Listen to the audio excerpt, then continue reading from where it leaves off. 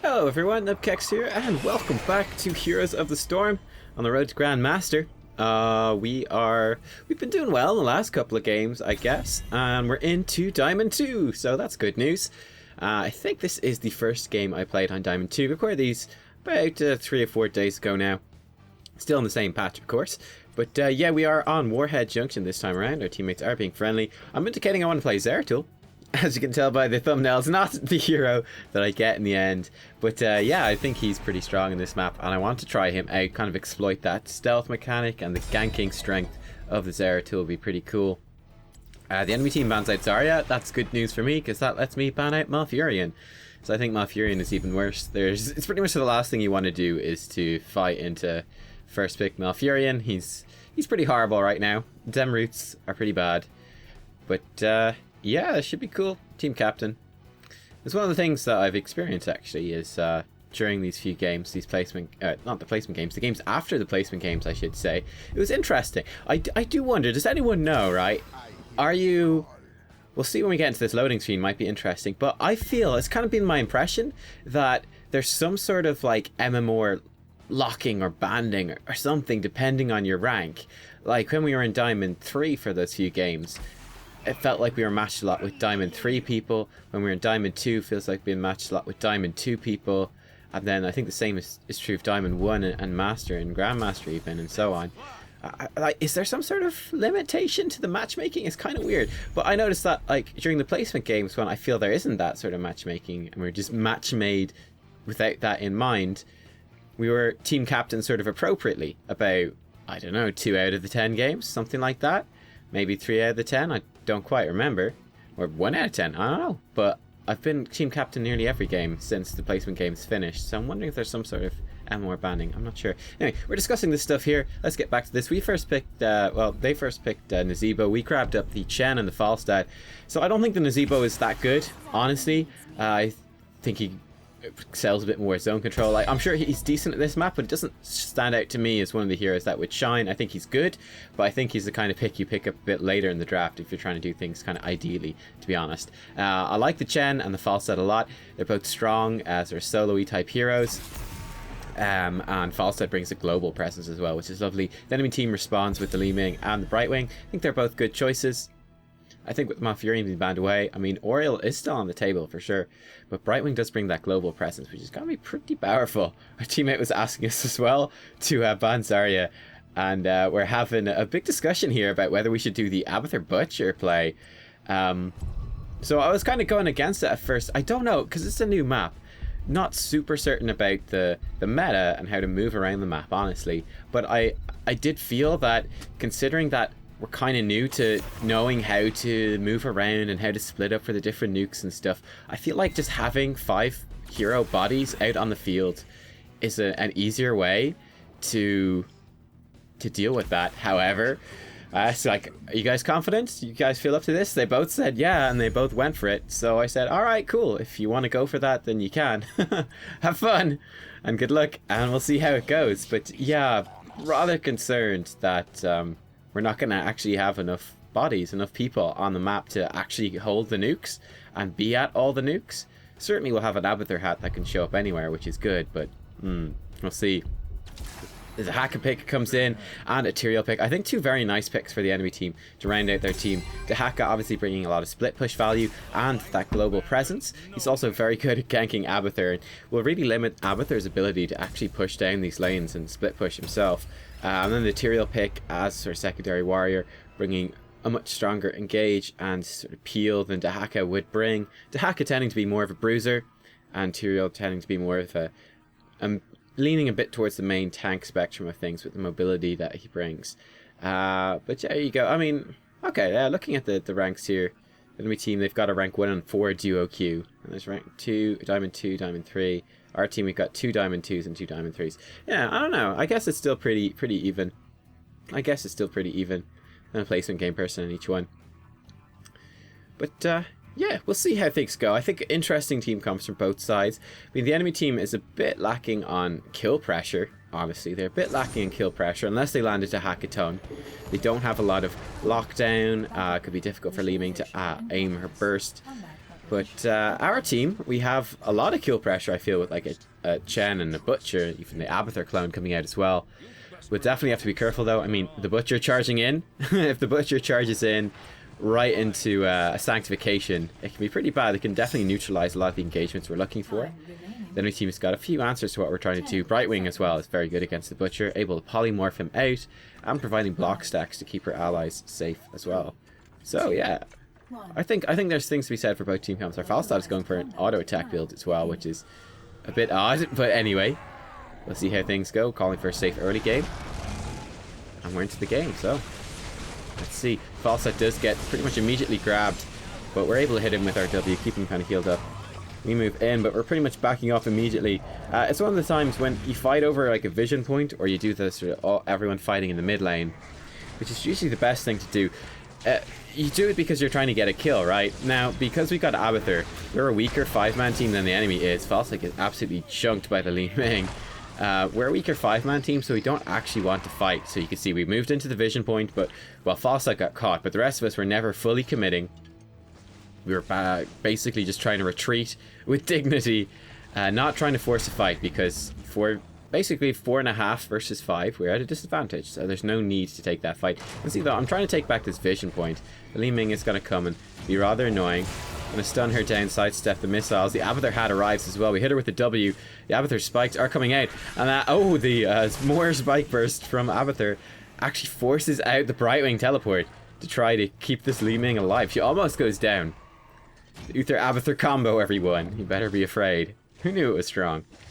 But as you can see by the map, by the way, Chen is dealing with bottom lane. I have to say about the Butcher too, I felt it really hard to find sort of maps and compositions that the Butcher is good. I actually had one game for you guys where we finally got a good Butcher gameplay.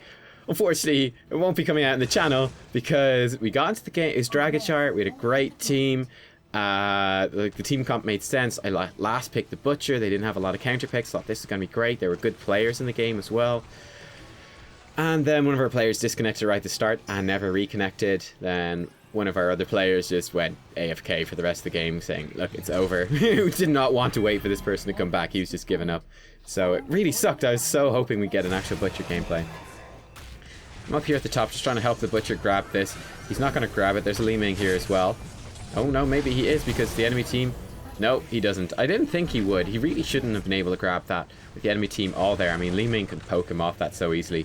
But the Butcher sort of focuses on trying to grab the nuke, and I die because he doesn't give me any assistance at all. And then we don't get the nuke for it either. So that is not a good way for that first nuke to go. And the enemy team has picked up another one as well. I feel like the extra sort of bodies and a bit of that global presence I was talking about from the enemy team is just sort of outmatching us at the moment. The Haka is going down to that bottom lane as well, looking for a kill on the Chen. I'm going to come in here and help out the Butcher. We actually stun Li Ming out of the nuclear missile cast, and then with the Butcher stun following up, we actually almost blow her up and kill her outright. Li Ming sort of panics, fires the arcane missiles back towards her base. I tank some turret shots like a boss, and I'm moving back towards the mid lane. And you're going to see that I'm going to be rotating a lot throughout this map. But yeah, certainly what I was talking about with the Butcher before was that I feel that he really excels on maps where you can soak up 2 lanes of meat at the same time. I think there's only 1 lane, and this map is so big, he's realistically only going to get 1 lane. You're not going to be able to finish your quest fast enough to really make him the best pick, or the best pick in a given situation. Falstad once again getting chunked. But yeah, I mean, I feel like in the lower leagues, there obviously would be a lot more kills, so you can stack your quests throughout kills. Well, I guess it's kind of risky, honestly. It's like, okay, you might stack it. Once again, the Li Ming firing those magic missiles backwards. You can, I feel like in the lower leagues, it's going to be a much riskier thing that, yeah, you might finish your quest really fast if your team starts snowballing because there's so many kills. But then if it starts turning against you even a little bit, you could really get hurt because you could die and lose your stacks. So I've got mixed feelings about the Butcher. Very mixed feelings. We'll still try to keep an open mind for this game. Falstad once again eating the full combo of the lead. At this stage of the game, I was going like, oh shit, man. Oh shit. Like Falstad, he's not really on point this game at all. He's getting hit by a lot of skill shots. He's been caught out of position a couple of times, not putting himself in the best spots. This is almost definitely a dead Chen. Nothing we can do about that though. I was roaming up top hoping I might get a gank with the Butcher, but unfortunately they are 2 global heroes do arrive up top, so 2v2. Gonna be difficult to get a kill. Gonna poke them a little bit. Just help the Butcher kind of get in there and do some damage. There we go. We actually got a lot of damage down to the Haka. Get him to half health, actually. Falstad is warning the Abathur. The Abathur actually getting collapsed upon by the enemy team. Almost got nuked, it looked like, down that bottom lane. But yeah, we get some pressure on them up top, but we're not able to actually force it through and get a kill. Nice work by the Falstad there, actually. Good rotation from him, and he does pick up a kill on the Tyrael. I think the enemy team got greedy after finding the Abathur and dove too hard. So at this point, I'm basically leaving that top nuke to the Butcher. With 2 kills coming in right now, actually, we've got a lot of things going in our favor. Checking for the Zebo, and we find him in that brush. Realistically, I'm not going to be able to capture this with the Zebo here. My goal is pretty much just to stall for our team.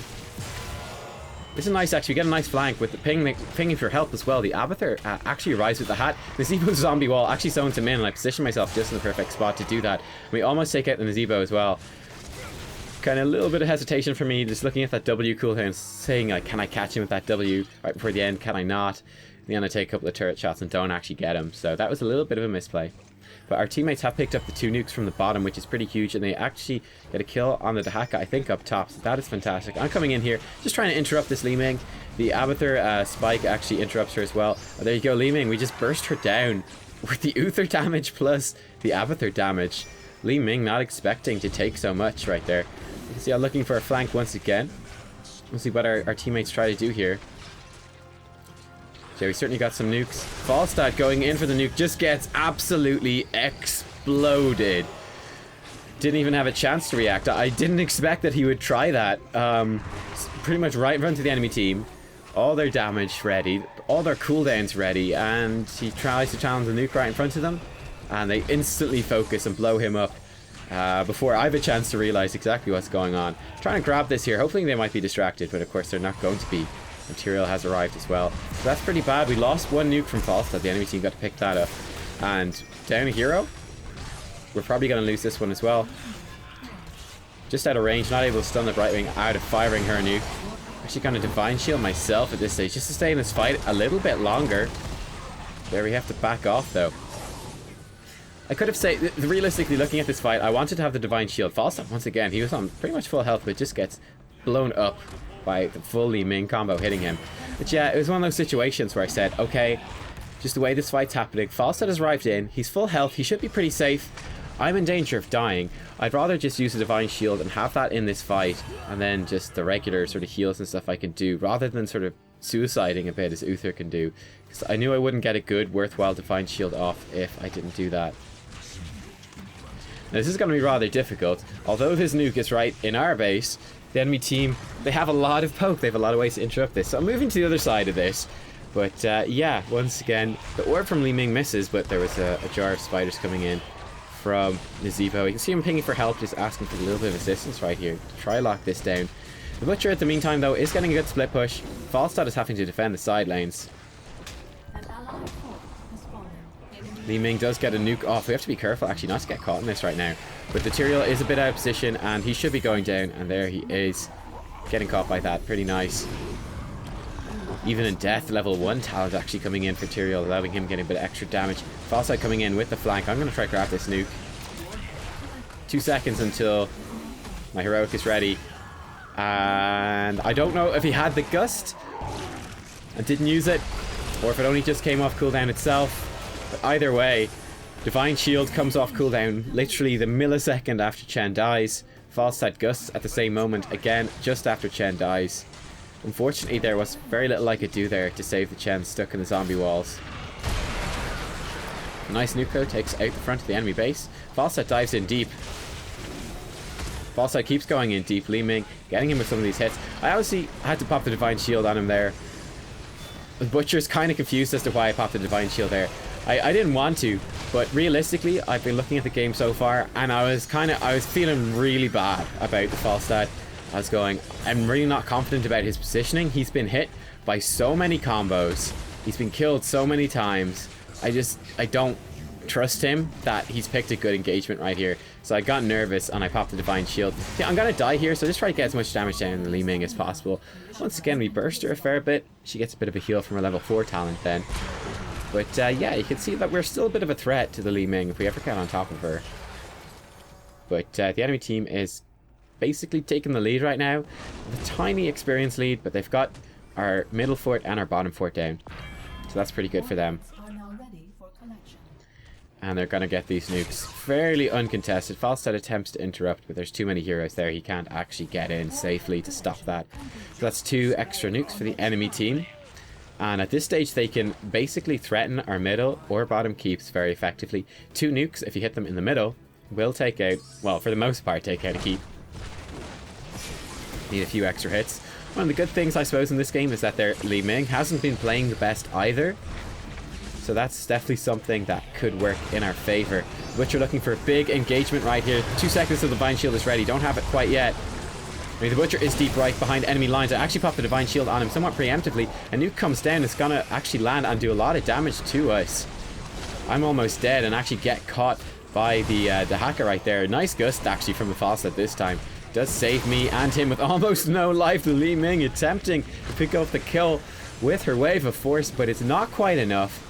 And we do make it out just alive. However, there's a nuke coming down, so have to evac pretty quickly. And there you go. That was a pretty good attempt of a fight from us. We almost got them. Worth bearing in mind that the Butcher, as you saw, has gone for Furnace Blast instead of Lamb to the Slaughter, so our pick potential is a bit lower.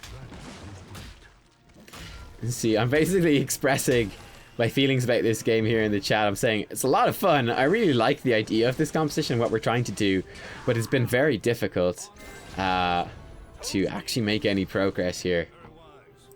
We should have very powerful ganks, but I feel like we haven't very much been utilizing those. And the enemy team does have 2 globals to kind of counteract. For Li Ming getting caught right here. There we go. The Butcher landing his abilities very nicely, and she gets blown up. The Zebo not able to provide the protection that she needed. And yeah, just as I was saying, we should have good ganks, but not quite pulling off. We actually go and pull one off. That's pretty good news. I think at this level I pick up the Righteous Defense talent. I think it's what it was called right there, which will basically give 50% damage reduction to a target after we heal them with our Holy Light, with our Q ability. So that should definitely help. I mean, Falstad has been positioning weakly, and then the Butcher, just by design, is the sort of hero that, you know, he goes in, he goes deep, and then he can be focused down. You have to invest quite a lot of resources into trying to keep him alive. Like those sort of preemptive Divine Shields. Basically, the Butcher gets into the back of the enemy team, and then when you know that the enemy team wants to turn around, they want to focus him, and the Butcher really wants to keep attacking at this stage, that's when you throw in the Divine Shield. You're using the Divine Shield wrong if you basically wait until they're on 2% HP, then you go, oh no, they're gonna die, and you throw Divine Shield on. There's no point in that. You're not actually doing anything. You need to use them preemptively. Nice boss steal by the enemy team. You need to be using the Divine Shield to prevent damage and to enable your enemy team to get damage down. It was the same thing with Tyrael Sanctification as well. You probably saw some of that in the Tyrael promo game. But anyway, I picked up this nuke, gonna fire this right onto that keep. Should do quite a lot of damage, and I'm gonna try and make a hasty escape here as well. Tyrael does arrive though. It's gonna start doing some damage to me. I'm gonna run this way. Actually being slowed by the Tyrael's imposing will talent from level 13. Need to watch out for that. Li Ming does arrive. We sidestep the arcane orb. The Abathur hat is on us, so we dive on top of her, doing some damage. They've kind of turned this around. Pop the shield on myself. I picked up at level 4, and there we go, diving on top of her. Divine Shield so that I can't be stunned or slowed or anything. Get on top of her, hit her with the stun, and we actually pick up the Li Ming kill. 1v2. 1v2 after firing a nuke on the enemy keep. Looked like we were caught out. 2 enemy team members collapsing on us. They had full health going into it. The Abathur, really nice work by the Abathur once again, coming in with the hat. Then Battle Uther strikes, going in with the Hammer of Justice, going in with Divine Shield, and we actually pick up a kill on the Li Ming, and we get her nuke as well. So that is a really, really nice move. Was very happy with that one. Battle Uther strikes. You know, you thought we were picking Abathur for the Butcher, man, but no, man, we're picking it for the Uther. We're picking it for the Uther. Anyway, the Haka is definitely out of position here. I hit it with a stun, just perfectly timing it so that basically the stun would get full value before the before the Butcher stun hit. Perhaps, actually, in hindsight, should have saved it for when he tried to burrow away, just to interrupt that burrow. But luckily, Brightwing teleports in to try to save him and arrives just as he burrows out, and we just turn around and kill the Brightwing. So that's pretty good news. I tried to fire a nuke on this fort to take it out and kind of continue this dive. Unfortunately, though, I get knocked out of that by the wave of force for Li Ming. Butcher attempts to dive. I do fire this nuke off now that the cooldowns run off. It's actually a waste, though. All this stuff is going to die regardless. I didn't realize our position was so good. So that's a wasted nuke. Could have got a lot more value out of that one. But at this stage, 2 enemy heroes are dead. We've got a pretty decent position here. I'm able to heal up, whereas they don't have any heals. False set dodges this time, that's good. But yeah, I was thinking we could take this bruiser camp. Nice tongue by Dahaka, actually somewhat catches me out. Chen is going deep. I'm going to heal up the Butcher here, who's taking this bruiser camp. It's become a little bit risky because we didn't really all focus on this. But we do eventually take it. Abathur is trying to defend our core, which has minions on it. Got a siege camp that's pushed all the way up. But I think he should be able to deal with it. The enemy team will mop up that bruiser camp, but we have denied it from them. So that would be map pressure that we don't have to worry about for the next few minutes until that camp respawns. Gonna grab the well so that I'm at a healthy spot for doing this. Now, we know the enemy team was all up top because we just saw them all up there clearing out that push that we had coming in, and we see them rotating through here as well. Luckily we've got the vision, so this really helps. I've got a ranged interrupt, and basically my goal here is purely just to stop them for as long as possible. Realistically, you can see my teammates are all around the map. We're not actually in a position to stop this. I could have gone in and tried to, but that would have been very risky. Falstad actually uses this opportunity to just run behind the enemy team and pick off the keep right there, which is pretty nice, landing those last couple of hits you need after the 2 center nukes. And then he escapes with the fly. So good job, Falstad. I like it a lot. I think it's worthwhile. Good danger ping from the Butcher, actually. I was rotating down, considering that they might be chasing the Falstad, but I think the Butcher is correct. And then you can see that, yes, he is actually correct. The enemy team is using that opportunity to try to get a boss. Need to be careful here. The Butcher clone coming out. A nice zombie wall from the Zebo. Butcher is charging into the left-hand side, and the Zebo almost goes down. The enemy team does pick up the boss. Gonna pick him off, though. Firing that wave through as well, just trying to help ensure that. Have Divine Shield ready as well. That was late on the Divine Shield for me. Wasn't that good. Could have been much, much better, but we get the Divine Shield on the Falstad. Now that he's free of the silence, he turns around and gusts the enemy team away. But Chen has arrived. The Butcher comes back into this fight. We pick up another kill. There you go. We focus the Tyrael down, and he goes down. I'm not sure what he's trying to do right there. He should have been going for a kill on me or Falstad, surely. But he changes his mind. And then I have to heal anyway, so I do survive. But yeah, it was a bit of an odd move. But that fight actually worked out really well for us. As you can see, we're actually going to pick off this boss. Yep. Probably will get this fort. Yeah, it will. But that's not a huge deal, honestly. It's not a huge deal. Oh, no, it didn't even get the fort. Oh, feels bad, man. But the Butcher's calling for the core.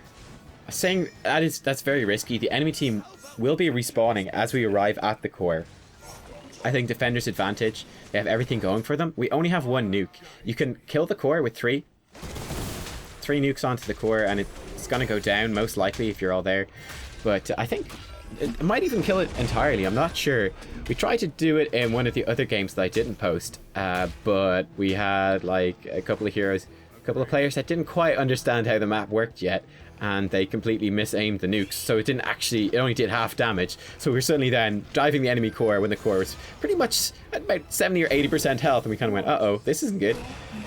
Nice gank push right here, and the Brightwing gets exploded. We knew where the enemy team was. Pretty obvious that they're just going to be de-pushing their lanes, and that with the bottom lane pushing and the bottom keep there, that they felt confident would be picking up that siege camp. Then Brightwing very foolishly face-checking that brush right there. Should not have done that, and gets massively punished for it. Teammates checking that Abathur is good on the core. Hopefully he will be. He says he's fine. At this stage I'm looking for another pick, hoping that someone is kind of lurking around here. This is what people sometimes do. They go way too far out. Like it's a very common misplay. A very stupid misplay. But they'll try to defend a fort. They just try to defend the structures even when they should realistically know that the structures are dead. For example, at this stage, there's all of us alive. They're down their healer. And we've got a boss pushing that bottom fort. That bottom fort is dead. If they tried to defend it, or if they had tried to defend it while we were all there, we would have dived them and killed them. Now, it's a very common mistake. People often do that completely wrong. They'll try to defend things that they should know that they can't.